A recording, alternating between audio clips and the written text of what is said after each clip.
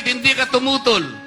Bakit hindi mo sinabi sa speaker namin na mali ang ginagawa ng aming mga komites? Bakit hindi ka pumunta sa korte para sabihin sa kanila, Mr. Court, mali na po yung ginagawa nila. Trabaho po namin kinukuha po ng House of Representatives.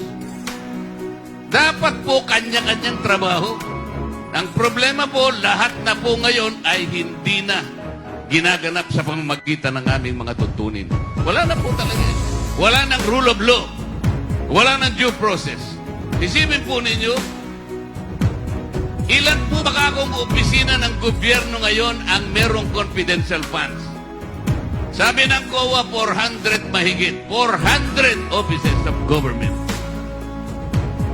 Bakit po isang opisina lang inuusig natin? Bakit isang opisina lang ang sinusuri natin? Bakit isang opisina lang ang ino-audit nyo kung talagang kayo ay kung talagang katungkulan nyo mag-audit? Bakit hindi natin tawagin lahat ng mahigit na 400 offices? Ayaw po nilang magsalita. Ayaw nilang sumagot. Wala silang maisagot. Wala silang may katwiran